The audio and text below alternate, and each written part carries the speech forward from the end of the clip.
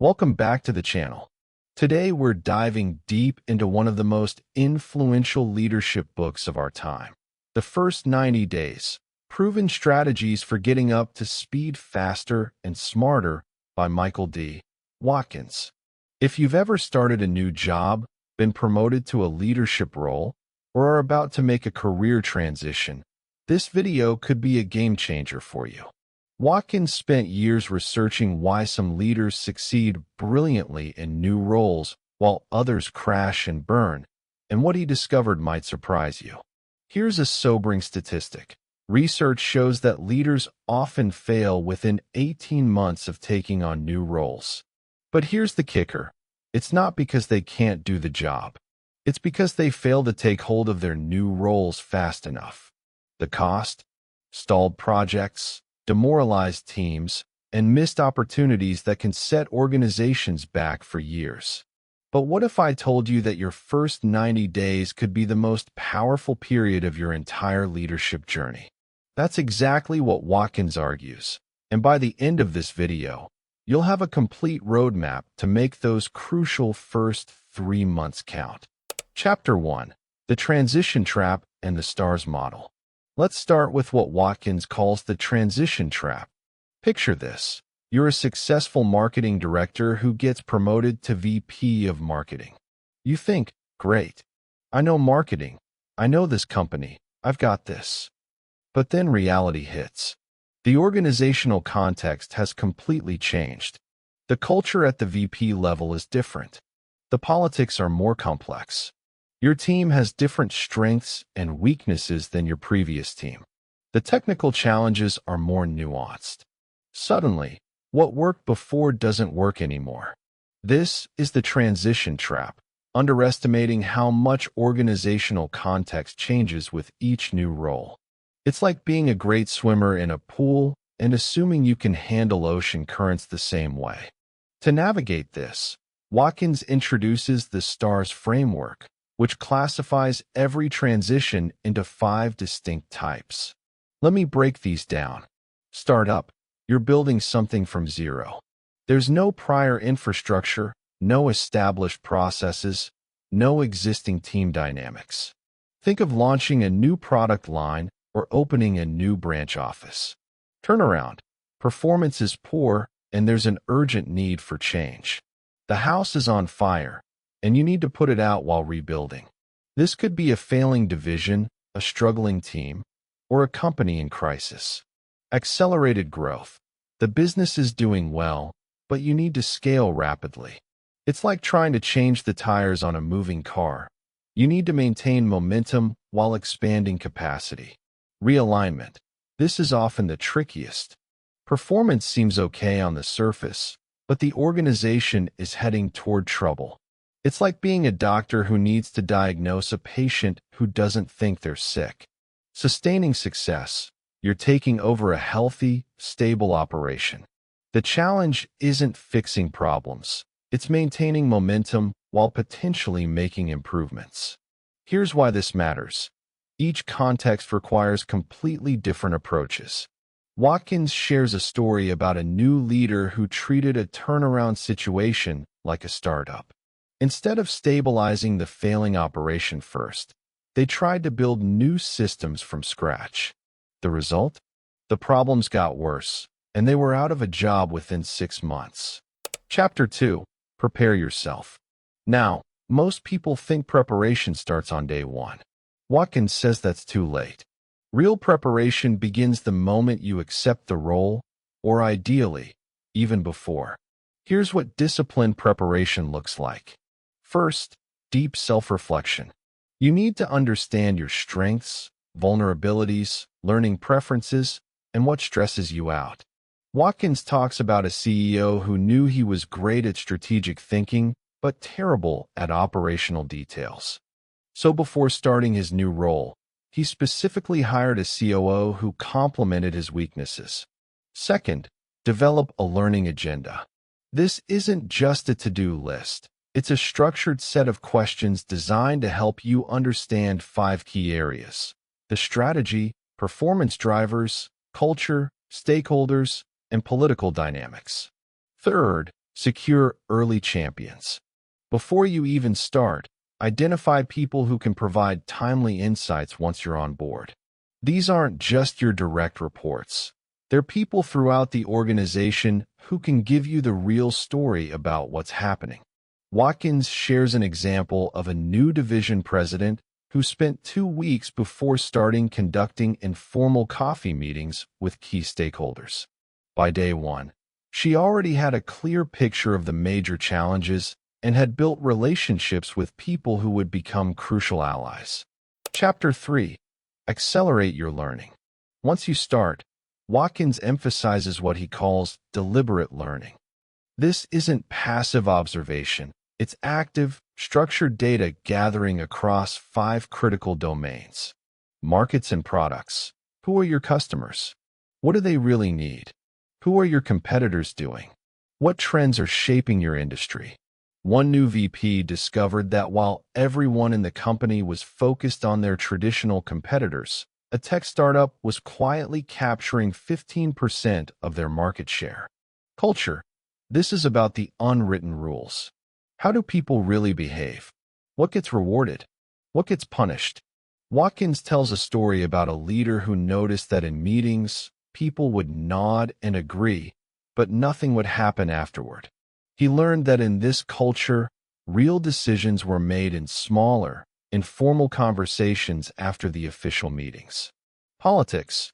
Who has formal power versus informal influence? What are the key relationships? Where are the fault lines? Understanding this isn't about playing politics. It's about understanding how things actually get done. Resources. What budget, talent, and processes do you have to work with? What are the constraints? One leader discovered that what appeared to be a people problem was actually a systems problem. The team wasn't lazy. They were spending 60% of their time on manual processes that should have been automated. Stakeholders. Who are the key players inside and outside the organization? What do they care about? What are their concerns about you and your role? The techniques for gathering this information are crucial. Watkins recommends structured interviews with key stakeholders, document reviews of financials and reports, cross-functional listening tours, and frontline engagement. Here's a powerful example. A new manufacturing director spent his first week working alongside frontline workers on different shifts. He discovered that the third shift was consistently missing quality targets not because of training issues, but because a key piece of equipment was malfunctioning and only the day shift maintenance crew knew how to fix it. Chapter 4. Match strategy to situation. Remember the STARS framework? Now it's time to connect that context with tailored action plans. This is where many leaders go wrong. They use the same playbook regardless of the situation. Startup strategy. Define a clear vision, build the right team from scratch, and set direction. You're the architect designing the building from the ground up. Turnaround strategy. Stabilize first, then rebuild. It's like being a paramedic. Stop the bleeding before you worry about rehabilitation. Watkins shares a story about a new plant manager who inherited a facility with terrible safety records. His first action wasn't to implement new processes. It was to shut down operations until critical safety issues were fixed. Short-term pain, but it saved lives and ultimately improved performance. Accelerated growth strategy. Create scalable systems while balancing speed and control. You're like a conductor trying to keep an orchestra in sync while adding more musicians mid-performance. Realignment strategy. This requires the most finesse. You need to create urgency around problems people don't see yet. It's like being a weather forecaster warning about a hurricane when the sky is still blue. Sustaining success strategy. Safeguard performance while innovating. Don't fix what isn't broken, but don't let success breed complacency either. Chapter 5. Secure early wins. Early wins are absolutely critical for credibility, but here's what most people get wrong. They think early wins have to be blockbuster achievements. Watkins argues that's not true. Early wins can be quick, credible actions that shift perception. Reorganizing a team, clarifying priorities, or removing a small but persistent bottleneck can be incredibly powerful. The key is that these wins should be stepping stones for larger changes, not isolated efforts. Watkins tells a story about a new IT director who inherited a department with terrible customer satisfaction scores. Instead of trying to overhaul all systems immediately, he focused on fixing the help desk response time.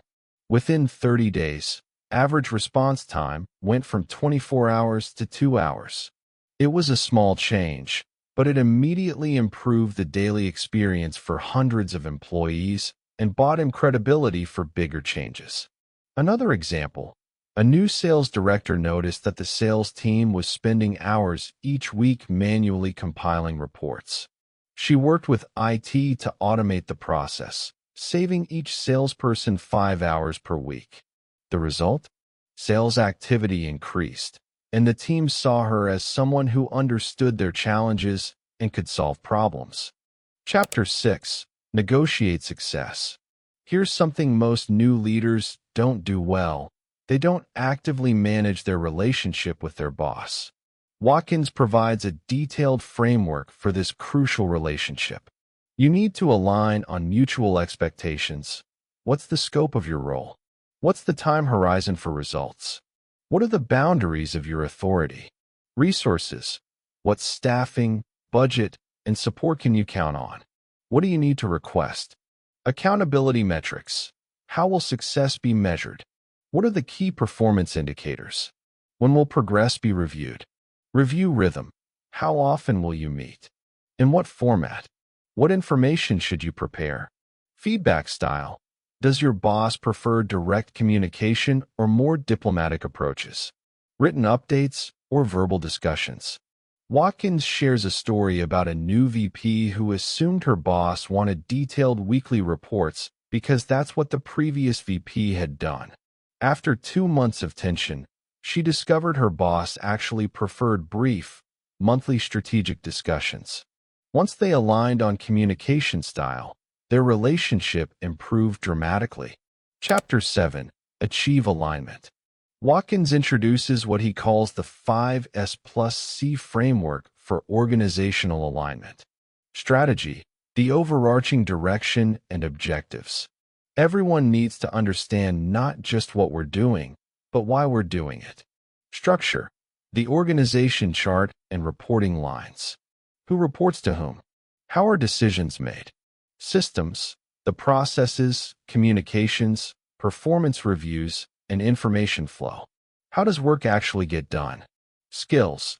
Do people have the right capabilities to execute the strategy? Where are the gaps? Shared values. Are behaviors and values supportive of he strategy? What gets rewarded and punished? Culture. The unwritten rules that govern how people behave. Watkins emphasizes that all 6 elements must be aligned. A great strategy with a misaligned structure will fail. Perfect systems with the wrong skills will fail. Strong culture with unclear strategy will fail.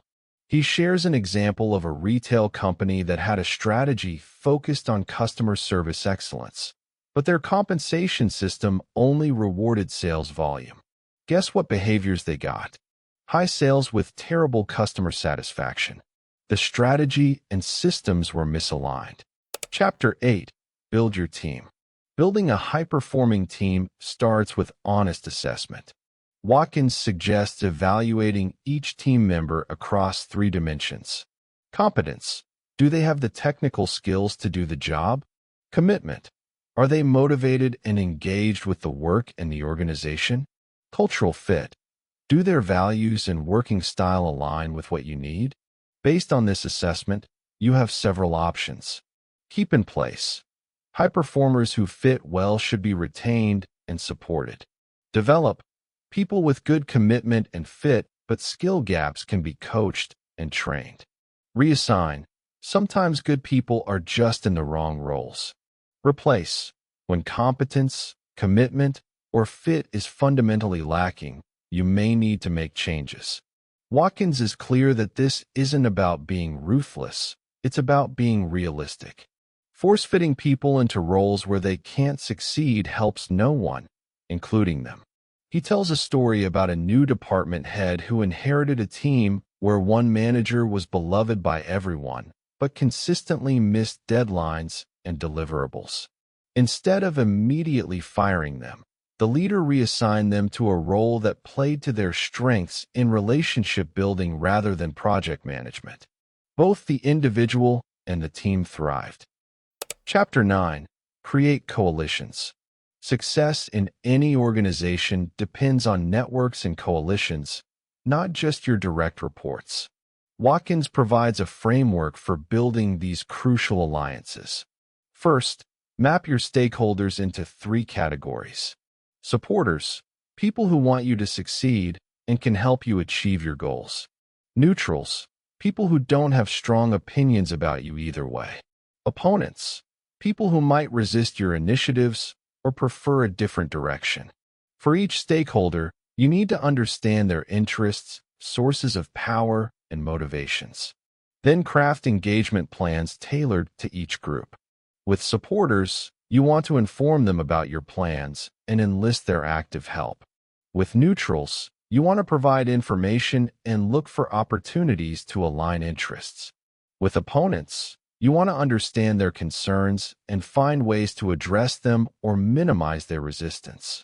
Watkins shares a story about a new manufacturing VP who was trying to implement lean manufacturing principles. He identified the plant supervisors as key stakeholders. Some were supporters who had been frustrated with inefficiencies. Others were opponents who saw the changes as criticism of their work. Instead of fighting the opposition, he involved them in designing the new processes, turning potential opponents into collaborators. Chapter 10. Manage yourself. Transitions are emotionally and physically taxing. Watkins identifies several common personal vulnerabilities. Overdrive, burning out from early energy overload. New leaders often try to do everything at once. The derailment temptation, falling back into old habits or reactive decision-making when under pressure. Isolation, missing peers who understand your pressures and can provide support. To stay anchored, Watkins recommends time management. Block time for reflection, rest, and family. It's not selfish, it's essential for sustainable performance. Advisory relationships. Engage a mentor or peer advisor for confidential input and perspective. Routine building. Establish regular feedback dialogues, one-on-ones with peers, and even keep a personal leadership diary. He shares an example of a CEO who scheduled a 30-minute walk every morning to think through the day's priorities. This simple routine helped him stay strategic rather than just reactive. Chapter 11. Accelerate everyone. Finally, effective leaders don't just manage their own transitions. They help their teams and organization adapt quickly. This means applying the 90-day framework downward. Help your direct reports structure their learning journeys. Support them in identifying early wins. Ensure their roles are aligned with organizational needs. Create systems to measure and celebrate progress. Watkins calls this cascading transition capability. When you help others navigate transitions effectively, you multiply your impact far beyond your individual performance. The 90-day action agenda. Watkins provides a practical timeline that you can personalize. Days 1 to 30. Diagnose your star's context, map stakeholders, gather data through learning tours, and define your top priorities. This is your information gathering phase. Days 31 to 60. Negotiate direction with your boss. Define your strategy. Begin making small team adjustments. Drive your first visible wins and build coalitions. This is your foundation building phase. Days 61 to 90. Reassess and adapt your strategy. Realign structure and systems. Embed team norms. Support your team's transition plans. Set up long-term metrics and get comprehensive feedback. This is your momentum building phase. Each phase has specific outcomes and milestones. The key is treating this as a systematic process, not a random collection of activities. Key takeaways. Let me leave you with Watkins' most important insights. Transitions are inflection points. They have disproportionate impact on your long-term success. Master them, and you set the trajectory for years to come. Context is everything. There's no one-size-fits-all approach. What works in a startup will fail in a turnaround. Structure beats charisma. Plan your wins and align your systems. Inspirational talk without systematic action won't sustain success. Self-care is a performance lever. Your mental and emotional fitness directly impacts your leadership effectiveness. Process matters as much as content. How you onboard others shapes long-term culture and capability. Conclusion. The research is clear. Your first 90 days can make or break your leadership success. But here's the good news. Transition success isn't about luck or natural talent. It's about following a systematic approach that you can learn and apply.